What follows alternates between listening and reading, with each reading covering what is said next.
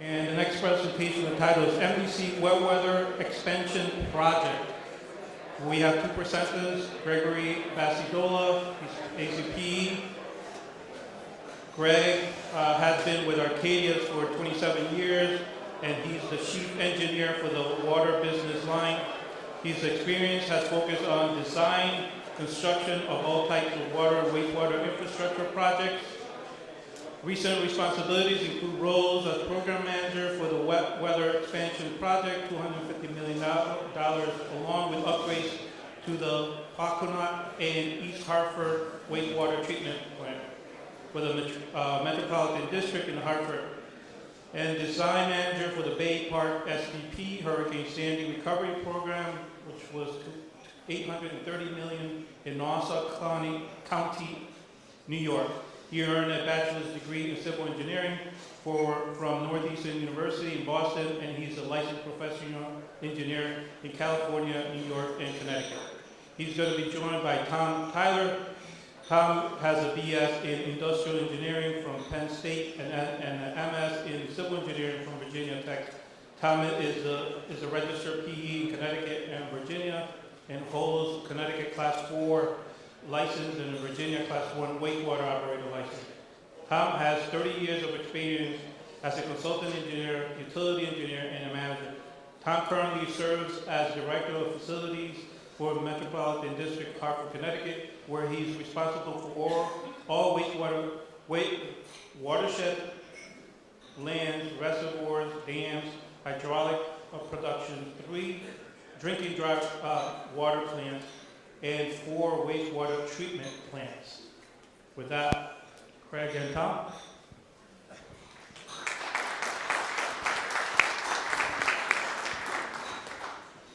Good morning. So today we're going to give you a brief overview of our wet weather expansion project and really focus on our new preliminary treatment building. So very quickly we'll give you a real brief overview, talk about some of the drivers and goals. Our new preliminary treatment facility, we have some really interesting videos that we're going to show you that we've taken. Construction time lapse, show you the whole project in like a 2-minute overview. Talk a little bit about our phase 2, the wet weather project that's currently under construction, and talk about some of the other elements that we think really combine to make us very successful in the execution of these projects. So the Metropolitan District, you may be aware, we're a water, wastewater utility. We serve 8 member towns in the capital, Hartford region. We are a full service utility, so we have the watershed lands, as Dennis said, water supply, water treatment, distribution, collection, wastewater treatment. So some of the project drivers for our clean water project, EPA asked us to get rid of all the SSOs. Connecticut DEEP asked us to control the SSOs, or CSOs, excuse me, and also reduction of nitrogen from our wastewater treatment plants. So 5 main components of our clean water project: I&I control, source separation, storage tunnels, one of which, if you drive on 91 right before you get to Hartford, you might see our South Hartford Tunnel under construction. And I think there's been a prior presentation to this group on that. Work on our interceptor pipes and also treatment plant upgrades. So we undertake this project, we started many years ago with the planning phase, over $2 billion investment in the infrastructure in the district. Our voter referendum, 8 member towns all have to give us the thumbs up. So we're a little concerned about the first vote that we went to. We asked for $800 million. We were very successful on that. So the second voter referendum, we're a little bit more concerned now. We had a higher approval rate, another $800 million. So we are actively engaged in spending that $1.6 billion. And we're trying to work on the integrated planning concept. I think you heard the NAPA presentation mention that. Because we also have to look at our drinking water assets and our reservoirs and everything else. So we're trying to make sure that we can fund all the infrastructure, not just the CSO, SSO work, but the entire district's infrastructure that does need work. So wet weather expansion project, we like to refer as our contract 20, which is our preliminary treatment building, which is really the focus of our discussion today. And then we're going to touch on what we call our contract 21, which is our wet weather treatment, combined primary wet weather treatment. And Greg is going to go over that in detail with you in just a moment. So a lot of goals for this preliminary treatment facility. We need to lower the grade line of our sewers so that we can allow more water to flow by gravity. Some of our big interceptors, when we were going to the old preliminary treatment building, were always, half full, even on a very, quiet, storm-free day. Interceptors have a very high grade line, so we needed to lower that to get more flow through, especially during periods of precipitation. So we need to be able to treat 200 million gallons a day, very significant increase in the capacity of our treatment plant. And we wanted to improve our screenings and grit removal and also provide enhanced odor control for the entire facility. So we have a very large biofilter that we've been using now. The preliminary treatment building has been in service for about a year. So the overview, so we've done a lot of other projects related to the Clean Water Program. Secondary, nitrogen removal, we've done several projects. We've added more clarifiers, aeration tanks, we did the blower upgrade, DO control, all those good things to improve nitrogen removal, which has been very successful at the Hartford plant. We also did not necessarily a wastewater project, but we have 3 multi-hearth incinerators, and we installed a heat recovery facility several years ago. So our wastewater operators, which we have a wonderful group in Hartford, became steam power plant operators, and we have successfully for 5 years operated a medium pressure steam power plant generating over $1 million worth of electricity a year. So it's a very, very significant savings for our ratepayers. $1 million a year. It's a lot of power that we make, done by wastewater operators who have done a fantastic job. We also installed UV, like many utilities. Chlorine gas years ago, very effective, very cheap. 9/11 changes the world, and you start looking a little differently at how you disinfect. So not only on the wastewater side, but utility-wide on the drinking water side, we've eliminated chlorine gas from all of our facilities. So the wet weather expansion, and I'll let Greg get into the details of that. Thank you, Tom. Morning, everyone. So thank you again for having us present this great project. So with the wet weather expansion, we move on to the preliminary design. It's right in the middle of the treatment plant. It's the main headworks of the facility. So we'll get into the details. It's a U-shaped structure. It's made up of about 4 different buildings. The odor control system is a separate structure towards the south. We have the bar rack building, which starts the flow, and then we move into the pump station, and then to the fine screens and to the grid tanks. And we'll go into each of these areas in detail. We also have 3 2.5 megawatt generators on site for emergency power. So this is the overall site or plan of the whole facility. The flow starts in the upper right-hand corner and enters the facility through the bar rack buildings. And it will move into each of these areas in detail. So this is an image of our 3D rendering. We did this whole project in 3D. And this way you could visualize all the facilities before they were actually built. So rated for 200 MGD, average of 56 MGD. 4 new chain and bar rack, 3-inch bar rack spacings. They're really just there to pull out any major debris to protect the pumps. And then we configured it to make sure we optimize the flow into the wet wells, which are self-cleaning. So this image here is the actual image of the screens it is today. So we have our 4 screens in operation now. They've been operating for almost a year now. Next, the flow goes into 2 trench-type self-cleaning wet wells and onto dry pit submersible pumps, which then pump independently up into a siphon chamber, which we'll talk more next. So before we move into that, hydraulic modeling. For this facility and this size, HR requires or recommends a physical model be built so you can test the facility. So the purpose is to hydraulic conditions and make sure the flow distribution is equal and you don't cause any hydraulic issues going into the pumps. So you want to make sure that you don't have any vortices or swirling as you go into the pumps, as well as we were able to test grit removal and other things inside the channels just to make sure everything flowed right before we actually built the facility. The images there on the upper right-hand corner are the images of the pumps, and the lower is the actual wet well. This is a video of the actual self-cleaning wet well in action in a model. And as you can see the water come down, as it reaches the bottom, a hydraulic jump is formed, and it actually scours the bottom of the wet well.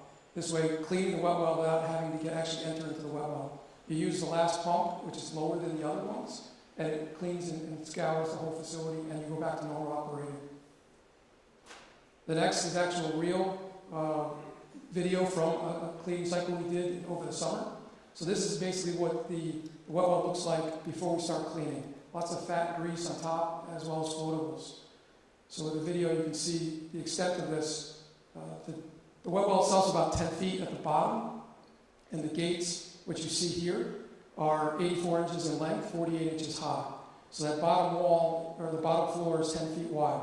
As you can see here, the hydraulic jump is formed, and you can see all the grit and the debris coming off the bottom of the floor, rushing into that last pump. So it's a really effective way. The plant cleans the wet wells between 1 or 2 weeks a month, and it does a really effective job for cleaning. And this is another image of the cleaning pump. As you can see, the hydraulic jump has ended at the end of the lower section, and then you shut the pump off. The cleaning cycle lasts about 20 minutes from beginning to end, and you do have to regulate the flow. So the other operating wet well is normal operating while you're cleaning the other one. So the physical model we constructed, these are the actual images of the physical model. It's a scaled model. We have 2 self-cleaning wet well style wet wells, 6 dry pit submersible pumps, 42 MGD each, 280 horsepower, and we use level control to control the whole station. So again, there's the image in 3D of the 3 pumps, or 6 pumps, and this is what it looks like today. We then use a common header to discharge all these. So what's unique to this, there's no valves on this line from the pump suction all the way to the discharge. There's no valves on the line. So no check valves maintained, no clogging issues with other valves. You also get the full production value of the pump without any influence of another pump operating. So we have 6 header discharges up into a common channel. Each one has a flow meter, and then we have a siphon system on top to break the siphon after we start running and drain the pipe back into the wet well. Again, this is a picture of what it looks like today. So then the flow moves on by gravity into the fine screens area, as well as the handling of those fine screens. So we have 5 multi-rig bar screens, 1/4-inch openings, so it takes out a lot of debris. 52 MGD each capacity, and it has increased capture rate and reduced maintenance downstream. So it's really cleaned up the entire plant by pulling those extra solids out early. And we use sleuthing troughs to move the screens to the grinder washer compactors. Very effective way to move screens. Again, this is the image here with the sleuthing trough in the back. We use plexiglass covers so you can actually see the operation of the screens. The operators do have to clean that on a regular basis, but it's a good way to visually see the operation. So next we'll move into the same area, which is screening and handling. We have 3 grinder washer compactors and a pivoting belt conveyor, which I'll show a video of. So one of the good benefits here by grinding is you can actually save a tremendous amount of money on the disposal of that as a municipal waste. So the district was able to realize the $20 a ton savings by grinding their screens. So this is the image of the grinder washer compactors in the upper level and the pivoting conveyor. The pivoting conveyor, the benefit of this is we have 2 dumpsters, and we can fill one at a time. And by pivoting, you can fill it evenly without having to move it. We have video camera surveillance on it, so the operators can always watch it. We also have level control, so we actually know when it's full. Just a quick table of some savings that were realized by grinding the options and disposing of it as municipal waste. So then the flow then turns again and enters the grit removal facility. So the grit removal includes four 24-foot diameter vortex grit chambers, and it's a 360 design, 70 MGD each. The grit tank is equipped with two 500 GPM centrifugal pumps, and we have total redundancy on the force mains. So if one force main does clog, they have a second redundant. We also put an automatic flushing system on the grit system to allow it to clean after each cycle. Now I'll tell you a quick story. We did have one clog, and ultimately we found out it was a construction debris. One of the construction guys left a tape measure inside the line. So we did not have a clog due to any grit buildup. So again, this is a picture of it today. Finally, the odor control. So we use a biofilter system, which is a mixture of wood chips and compost that's mixed together in a recipe. And it handles 52,000 CFM, 3 cells that are all run at one time, 4 fans and a humidification chamber. You need to keep the air moist before you go into the biofilters. And again, images of what it looks like today. So this is a time-lapse video from March 2014 to 2016. So the district actually had a full-time videographer as well as these internet cameras that you could see this at any time. You could actually zoom these cameras remotely, but it was able to see all the operation that went from beginning to end. So the first product was to remove the original 1930s headworks, which was already removed. The next piece is to remove all the contaminated soil that was on site. So they had to surgically remove certain soil areas before they started major excavation. They drove sheeting and began the wet well and the basement of the grit, which is on either side of this. As you can see, a lot of activity went through, even through the winter. Multiple cranes, lots of movement. In the background, you can see part of the runway. This location is right near two runways and a small municipal airport. So the airport had to be heavily coordinated through all activities. So you can see the construction is coming out of the ground. Concrete is being poured. It's primarily a poured cast-in-place facility with CMU. So you'll be seeing the CMU come up next. And then finally a brick facade was put in. So right now they're installing closest to us the influent channel where all the flow is going to come from the main interceptors and into the main bar rack building. So we found this very useful for remote staff that were not able to be on site to actually see what was going on throughout the construction.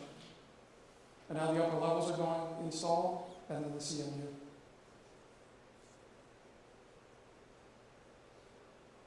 And we're almost done there. So this is what it basically looks like today. This was taken last winter. So I want to talk briefly about the dual-use primary clarifier. This is the heart of the wet weather facility. We're really just going to tease this today because we're not operational yet. We'll be operational in the spring. So hopefully I can come back next year and show you guys the results of this. But the dual-use property clarifiers, the main reason for that is they're both used for dry weather and wet weather. So the same tank can be used for dual purposes. So we're going to expand the capacity of the treatment facility in order to bring roughly 100 MGD treatment plant to 200 MGD and treat the primary overflows before discharge into the Connecticut River. So the facility consists of 2 electrical buildings, a chemical facility, 8 clarifiers, and a chlorine disinfection tank. And the chlorine disinfection tank is seasonal. So schematic of the treatment facility. On the left-hand side, you have 2 twin 84s coming from the preliminary treatment facility. It enters and either goes into the dry weather channel during normal flows or the wet weather channel. The wet weather channel will allow chemicals, mainly coagulant, to be introduced and mixed before entering into the tanks. It's a step mode operation. So you start off with tank 8 in a wet weather mode, and you move 8, 7, 6 as needed. The other tanks remain in dry weather mode. So as the flow discharges out during a dry weather event, the flow typically goes over the weirs and to the left, and that goes to the secondary, up to about 90 MGD.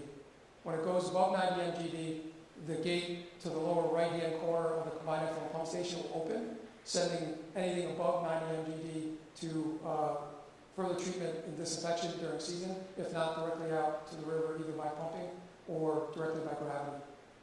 So we add chemicals as needed to the wet weather channel, as well as polymer in the forebay areas, just in the tanks that need that extra flow. You can actually double the flow through a single clarifier by adding the chemical treatment to it. So we'll get into more details at another presentation, but this is generally the overview of the facility. This is just a really nice aerial of the location where we're at. So we're looking towards the east. Closest to us is the new construction. So this is the 8 tanks, chlorine contact tank, the new ethanol pump station, and then the electrical building. And this is the existing preliminary treatment facility here with the odor control and the biofilter. These are the original 1930s tanks that we've been able to push during this construction. In order to build these, we had to remove a single battery of 4 tanks, basically stressing these existing 1930s tanks, which have performed very well, much better than our expectations. So when you do your construction, you really need to think about what infrastructure you need throughout construction to make sure you can do what you need to do. And so this really has been a tremendous help. We will abandon these at the end of this, and they'll stay there for perpetuity, at least for right now.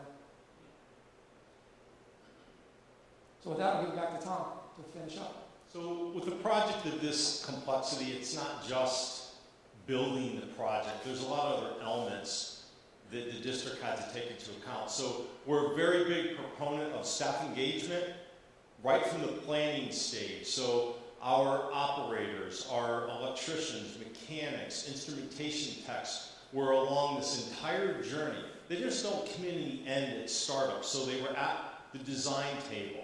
We're also a big believer in going to other utilities that have done similar things and get those lessons learned.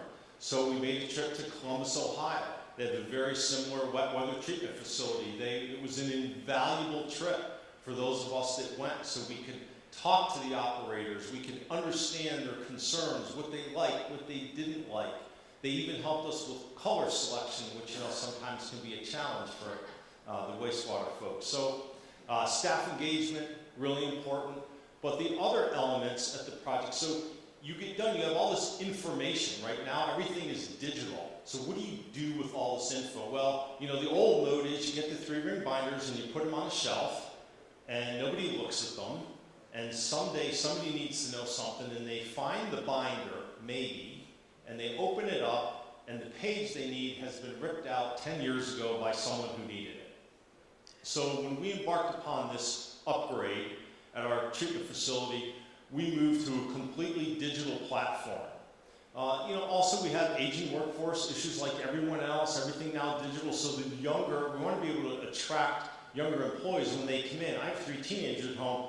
If it's not on YouTube, knowledge doesn't exist. So, they live in that digital world. And so we created this tool, this platform that we've rolled out to all of our wastewater facilities, and we hope to roll out on the water side as well. Everything is online. We call it our EO&M, our electronic O&M. So all the manuals, obviously, that we get from the vendors are there. All of our SOPs are there. We also got approval to do some operator log entries. So instead of having everything written down, it's now captured electronically. We found that to be an invaluable tool during startup. So the operators are making observations at night, at 2 o'clock in the morning. They're putting it in the electronic logbook. The next day, we can all know immediately how things happened. This has been a very valuable tool for us. All the troubleshooting, every training that we did was captured digitally. So all the videos, all the handouts. So we get a new staff member and we can say, hey, you're going to work in the preliminary treatment building. We have some videos we need you to watch, and we have some handouts that we need you to look at. So they don't have the benefit of the live training, but boy, they can see the videos and they can get the same handout that we use in training. So all of our record drawings, the equipment lists, everything fundamentally that you would need to know to operate this facility is all captured digitally. It's in a mobile platform. We have iPads. You can take the iPad out and you can access this information anywhere. So it's a very good platform. We're continuing to work on it, enhance it, but it's a really critical component of the project. So we're a big believer in training. We love to train. We do a lot of training in addition to all the safety training and everything else that you're required to do. So for this project alone, we had more than 30 training classes. Every one, we have 6 sessions so that our staff, that's 24/7, we can try and minimize overtime and be convenient to that, and also give all of our maintenance staff get trained. All the electricians, mechanic, instrumentation, everybody gets trained. And in the area of SCADA, you know, the computerized control, very, very important to everyone. We did a series of bi-weekly workshops, more than 40 of them, where our operators sat down with the designers and went through every detail of what's going to be alarmed, how's it going to operate, every screen, do you want the box here, do you want the trend here? And that's the operator's main tool. And so the operators were engaged in that. It's not me sitting at the design table. They didn't even tell me when most of the workshops were. It's the people that are going to use the tool at the table with the designers, making it the way they want. Very, very successful. We also updated our CMMS, all new PM procedures, make sure this big investment. And this is no small investment. When you look at the construction costs, the engineering costs, construction administration, and district staff time involved, there's about a $100 million price tag on this. So we take it really seriously. We want to be able to understand it, operate it, and maintain it well into the future.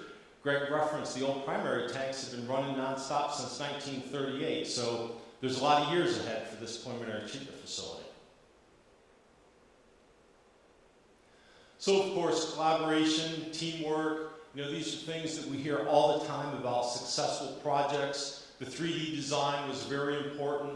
O&M staff engagement, the SCADA collaboration, the startup, we put a startup team together. Very, very important to have the operators engaged, the mechanics, the electricians, everyone on that startup team, the contractors and all that. So very, very important to have that overall collaboration. You know, it starts with a good engineer, good staff engagement, and everyone working together. You know, that philosophy of kind of check your stripes at the door. When we had these design workshops, it's just, what do you think? Everybody's opinion is respected. You know, Greg worked on all these projects with us, and as an owner, it's, you know, it's really wonderful to have a consultant next to you that can look you in the eyes, tell you you're wrong about something, and you smile and agree. So it's really good to have that engineer with you along the way, and all of our folks. So, you know, it leads to a very successful project. So, you know, in closing, you see the logos, right? And when you look at a logo, it elicits some kind of reaction from you. So you see the NBC, and, you know, if you're one of our ratepayers, hopefully the reaction is, hey, this is my water wastewater provider. I like these folks. We see the DEEP logo. We think about the regulators. We see the different engineering firms. But the reality is, they're logos. The important thing is the people that represent those logos. So the people at the table is what makes the project successful. So yes, Arcadis was there, but we didn't have the whole of the 20 or 30 or 60,000 people that work for them. We had their few folks that engaged with us on a daily basis. So the people and how they interact is what's really important. So we see the DEEP logo, and I think sometimes we don't give DEEP the credit for the role that they play in these projects. So I don't want to put you on the spot, but Roland Denny, who's here today, he was with us through this entire journey, during planning, during design, during construction, going to all the meetings, walking out on the site with us, spending time with us, sharing his experience with us. How did other utilities do similar things? So we got great benefit of that, and Roland, thank you for all you contributed. It helped us to succeed. So there's a lot of folks from the different, that represent these logos that all played important roles.